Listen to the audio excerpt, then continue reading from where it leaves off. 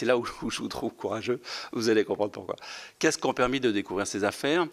C'est que finalement, quand l'OCRGDF a commencé à s'intéresser, par exemple, à la présence des Colombiens sur le territoire français, déjà dans les années 90, au trafic de cocaïne, à ce que ça générait comme argent sale, etc., eh bien, très vite, dans leurs enquêtes, ils se sont rendus compte que les trafiquants de stupéfiants, finalement, utilisaient les mêmes acteurs du blanchiment pour recycler leur argent sale que les fraudeurs fiscaux, que les amateurs de rétrocommission dans les grandes affaires de vente d'armes de la France, et qu'à partir de là, enquêter sur l'argent sale du trafic de stupéfiants, c'était à un moment donné risquer de trébucher sur des cols blancs, entre guillemets, mais et même sur la classe politique française en réalité, et sur les grands délinquants français, et sur les plus grands patrons les directeurs d'entreprise qui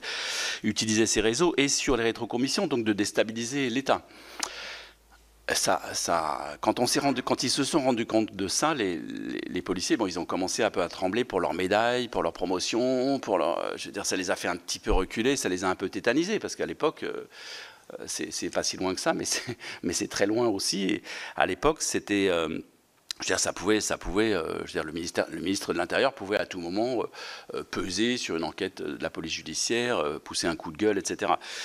Donc, qu'est-ce qui s'est passé? Là, je vais vite parce que sinon, je ne vais pas raconter toute l'histoire de la police, mais globalement, à un moment donné, on a un nouveau ministre de l'Intérieur qui arrive, qui s'appelle Charles Pasqua, qu'on connaît bien au Sénat.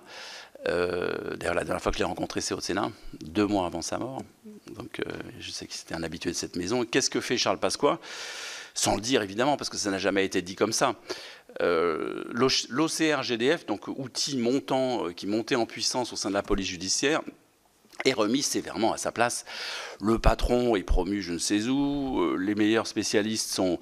Bon, évidemment, c'est jamais quand on sanctionne, entre guillemets, des policiers, on se débrouille toujours dans ces cas-là, en tout cas pour les promouvoir, pour leur offrir des médailles, des grades, etc. Donc ça ne s'est pas vu. Personne n'a remarqué, mais moi qui les fréquente, ces policiers, ils ont tous été relativement amers sur le mode. Bon, on commençait dans ces années-là à mettre en place des structures de lutte contre l'argent sale, et boum, on nous remet à notre place, et boum, finalement, on nous renvoie à nos travers, on conforte nos travers. Bon, on était mieux à courir après Antonio Ferrara, qui n'existait pas à l'époque, ou après des gens comme ça. C'est moins risqué que de s'attaquer à l'argent sale. Donc, je pense que il faut comprendre ça.